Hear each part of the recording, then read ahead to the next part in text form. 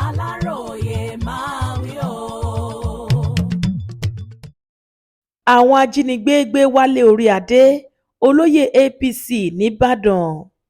Inú ìbànújẹ́ àti àìbalẹ̀ ọkàn ni mọ̀lẹ́bí àtàwọn olólùfẹ́ ọkùnrin olóyè ẹgbẹ́ All Progressives Congress APC kan Wálé Oríadé wà báyìí pẹ̀lú bí àwọn ajínigbé ṣe jí i gbé nìbàdàn, ìpínlẹ̀ Ọ̀yọ́ lọ́jọ́bọ̀ Thursday ọjọ́ 4 oṣù kejìlá ọdún 2025. Aláròyé gbọ́ pé bí ọkùnrin náà ṣe fẹ́ jáde nínú ọ́fíìsì rẹ̀ tó wà ní títì márosẹ̀ Àkàlà lágbègbè New Garage nílùú Ìbàdàn láwọn jàǹdùkú agbébọn tí ẹnikẹ́ni kò mọ̀ dá ọkùnrin náà lọ́nà tí wọ́n sì gbé e sá lọ.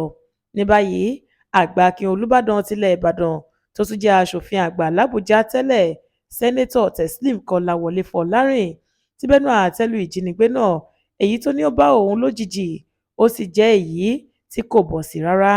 Nínú àtẹ̀jáde kan tí olóyè Fọlárìn fi léde lọ́jọ́bọ̀ Thursday ọjọ́ 4 oṣù yìí iná ló ti rọ àwọn ẹ̀ṣọ́ aláàbò láti tọpasẹ̀ àwọn ajínigbé náà kí wọ́n sì bá wọn gba Oríadé sílẹ̀ láyọ̀ àti àlàáfíà.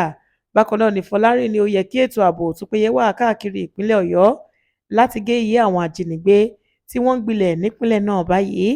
Bí a kò bá gbàgbé, ní nǹkan bí ọ̀sẹ̀ méjì sẹ́yìn ní ọwọ́ àwọn ọlọ́pàá tí àwọn darandaran méjì kan nípínlẹ̀ Ọ̀yọ́ tí wọ́n ń gbéyàn lágbègbè Ìṣẹ́yìn.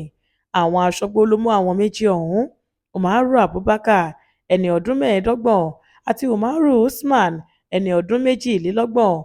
Wọ́n ní wọ́n ka mílíọ̀nù 2 àti ẹgbẹ̀rún lọ́nà 400 náírà owó ìjínigbé tí wọ́n gbà pamọ́ mọ́ wọn lọ́wọ́.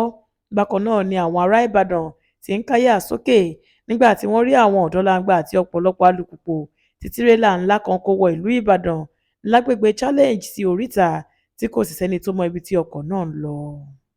Táíwò Ọlárẹ̀wájú ló ṣe àkójọpọ̀ ìròyìn yìí fún ìkànnì Aláròyé Online TV.